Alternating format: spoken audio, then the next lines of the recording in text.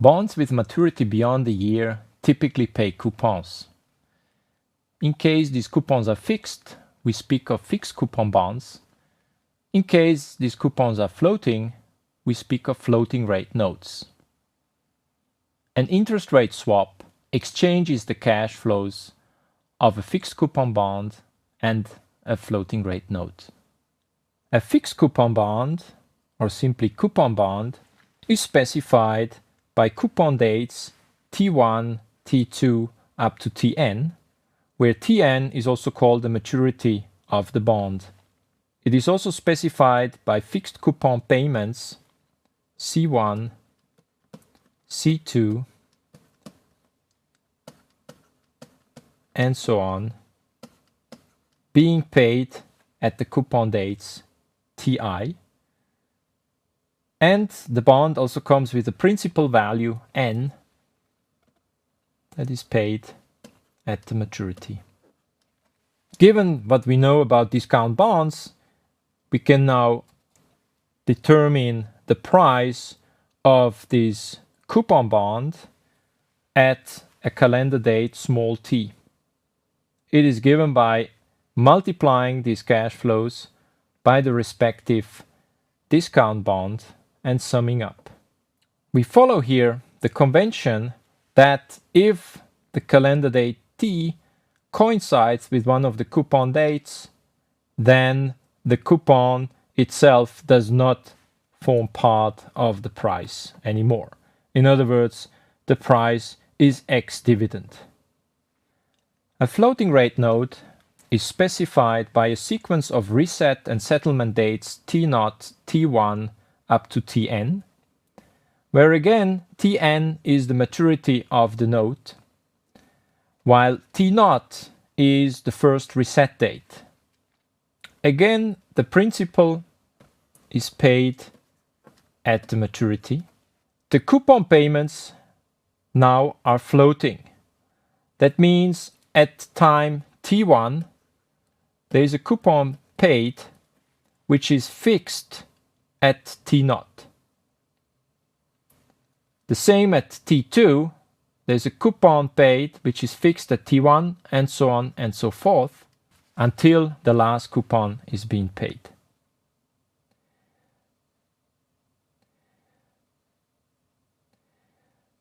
So notice that at T0 there is no cash flow. T0 is simply a reset date.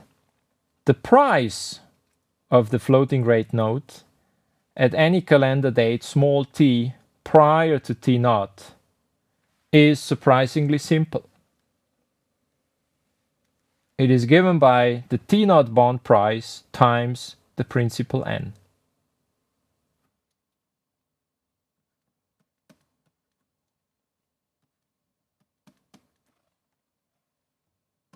We prove this price formula by constructing a self-financing strategy which has the initial cost equal to the price and which yields the same cash flows as the floating rate note.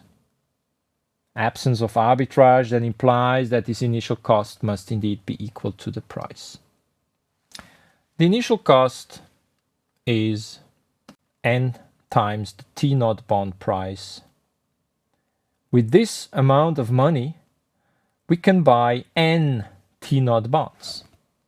We hold them until T0, and each of the bonds will pay us 1 unit of currency, so in total we get N. We then use this amount and invest it in T1 bonds. How many can we buy?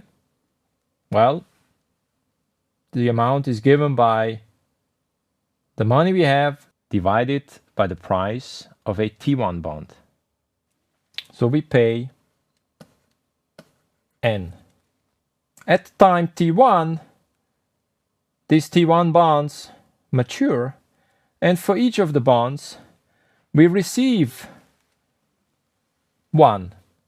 So we hold that many bonds, so we receive this amount of money, which we can write as sum of the floating coupon plus the notional. So we get the notional and we get the floating coupon.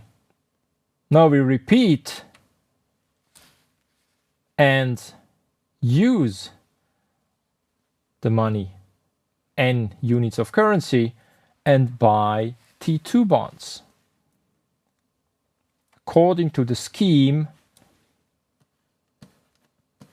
this leads us to a sequence of cash flows where notional income cancels notional payment until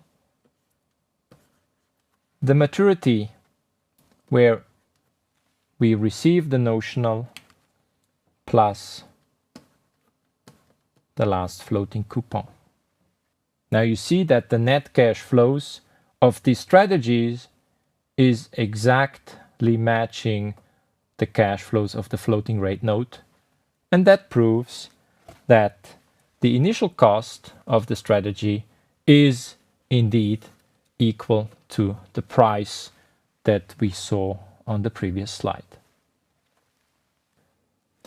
When T is equal to the first reset date, the price of the floating rate note is simply equal to the notional.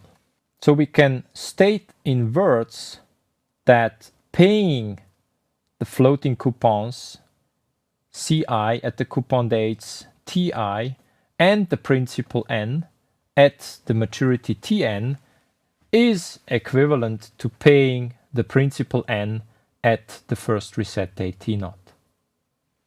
Now suppose you have issued a floating rate note so that you have to pay floating rates, but you would like to pay fixed rate instead.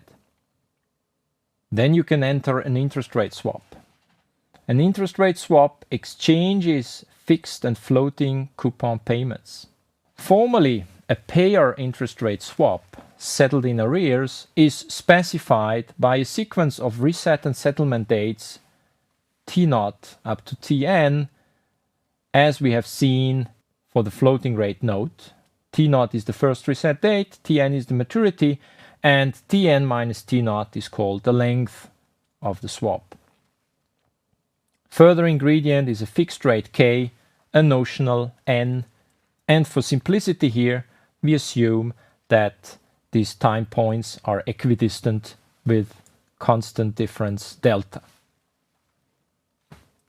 The holder of this payer interest rate swap will pay a fixed rate K at the payment dates T1, T2 up to Tn, and in turn receives the floating rates on that dates. The net cash flows are exactly the same as you would get from holding a floating rate note and being short a fixed coupon bond. So the value of the payer interest rate swap at date small t is given by the difference of the value of a floating rate note minus the value of a coupon bond. It's an easy exercise using the definition of forward rates expressed in terms of zero coupon bonds to show that this can be rewritten in this form. Notice that when n is 1, that is, when there is only one cash flow date, this is exactly the same as a forward rate agreement. Now the value of a receiver interest rate swap, this is just the counterparty position to a payer interest rate swap, is thus given by negative of the value of a payer interest rate swap. Now again, there is a unique fixed rate K, which makes the value of the payer and the receiver interest rate swaps equal to 0. This fixed rate is called the swap rate, prevailing at calendar date T. Now, if t is strictly smaller than t0, we speak of forward swap rate. If t is equal to t0, we speak of the spot swap rate. In either case, the expression is given by this formula. I leave it as an exercise to you to derive this equivalent alternative expression with weights Wi. Another simple exercise for you is to prove this lemma, which states that a coupon bond has par value at t0 if and only if its coupon rates are equal to the corresponding swap rate. Formally speaking, this identity. Interest rate swaps trade for different starting dates t0 and for various lengths.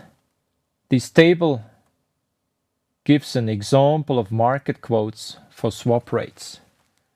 These are euro swap rates expressed in percentage points from end of August 2013. The Eurozone swaps pay annual coupons, that is, delta is 1. We see here in the first column the spot swap rates as function of the length of the swap. We get the term structure of swap rates. And similarly, we get the term structure of swap rates for swaps starting in 1 year from now, and so on and so forth. Now, interest rate swap markets are over the counter. They are not exchange traded. But the swap contracts exist in standardized form. For example, by the International Swaps and Derivatives Association. Swap markets, therefore, are extremely liquid, and the outstanding notional is very large. The maturities, or the length of the swaps, range from 1 to 30 years, which is standard, and quotes of swap rates are even available up to 60 years. Remember, swaps give market participants, such as institutional investors, as life insurers, the opportunity to create synthetically long-dated investments.